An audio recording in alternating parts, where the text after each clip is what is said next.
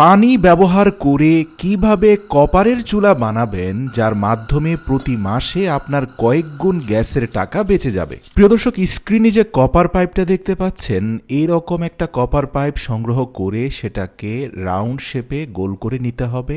মনে রাখবেন, কপার পাইপের অগ্রভাগটা আপনাকে ব্লক করে দিতে হবে যেন সেখান দিয়ে কোনো গ্যাস বের হয়ে না যায়। এরপরে পুরো পাইপটাকে 3 বার মুড়িয়ে নিয়ে যে কোনো একটা পাশে প্রতিটা রাউন্ড সার্কেলের মধ্যে 4টা করে হোল করতে হবে। সুতরাং 3টা সার্কেলে 12টা হোল হয়ে গেলে আপনাকে এই কপার পাইপটা স্থাপন করার জন্য একটা পাতলা কাঠের উপরে 4টা ক্লাম অ্যাডজাস্ট করতে হবে। প্রিয় দর্শক, স্ক্রিনে আপনারা যে ক্লামগুলোকে দেখতে পাচ্ছেন সেগুলোকে আমরা স্ক্রুর সাহায্যে কাঠের মধ্যে শক্তপোক্তভাবে লাগিয়ে দিচ্ছি। আর এই দুটো ক্লাম লাগানোর পরে অপোজিশনেও আরও 2টো ক্লাম লাগানো হয়েছে এবং এই ক্লামগুলোর মিডল পার্টে নাট সহ একটা বোল্টকে এমনভাবে লাগানো হয়েছে যার অগ্রভাগটা ভেতরের দিকে বের হয়ে আছে। মূলত এই 4টা ক্লামের 4টা স্ক্রুর মাথায় আপনাকে কপারের পাইপটা স্থাপন করতে হবে। এবার আসুন ভিডিওতে দেখানো 2টো প্লাস্টিকের বক্স নিয়ে নিন, যেগুলোকে খুব শক্তভাবে আটকে দেওয়া যায়।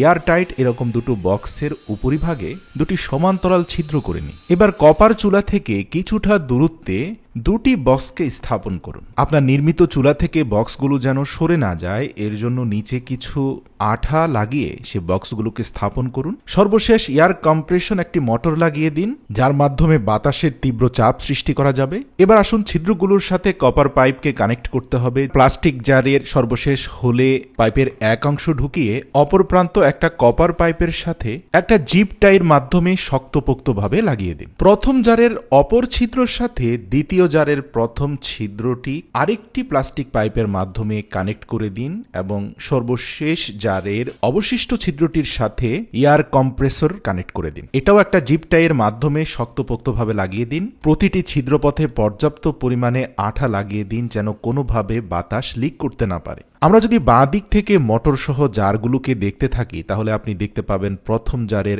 একটা পাইপ কানেক্ট রয়েছে মোটরের সাথে, দ্বিতীয় পাইপটা কানেক্ট রয়েছে প্রথম জারের সাথে, প্রথম জারের অপর পাইপটা কানেক্ট রয়েছে কপার পাইপের সাথে। এবার আসুন এই মোটরটাকে একটা ব্যাটারির সাথে কানেক্ট করাতে আমরা প্লাস মাইনাস তারগুলোকে সংযুক্ত করে দিই। পাওয়ার সোর্স হিসাবে একটা ব্যাটারি কানেক্টরও সংযুক্ত করে দেওয়া হয়েছে। এবার আসুন সর্বপ্রথম জারে আমরা 1 গ্লাস পরিমাণ বিশুদ্ধ পানি ঢালবো। তারপরে খুব মজবুতভাবে এয়ারটাইট ঢাকনাটি লাগিয়ে দিয়ে দ্বিতীয় জারের মধ্যে আমরা 1 গ্লাস পরিমাণ পেট্রোল ঢালবো। ভাবতে পারেন পেট্রোল খরচ হবে? না প্রিয় দর্শক, মূলত পানি থেকে সৃষ্ট বাতাসের মাধ্যমে এই চুলাটা জ্বলবে। তো কিভাবে চলবে দেখুন, আমরা ব্যাটারিটা কানেক্ট করা মাত্রই যখন থেকে মোটরটা ঘুরতে আরম্ভ করলো, এয়ার প্রেসার ক্রিয়েট হলো পেট্রোলের মধ্যে। পেট্রোলের বক্স থেকে বের হওয়া বাতাস গিয়ে চাপ দিল পানির বক্সে। পানির জার থেকে বের হওয়া বাতাস, যার মধ্যে 90% পানি আর 10% পেট্রোলের জ্বলিত উপাদান মিলে একটা তীব্র আগুনের স্ফুলিঙ্গ বের হচ্ছে। তো সাধারণ গ্যাসের চুলার সাথে এই চুলার পার্থক্যটা কি? এই চুলায় আপনি মাত্র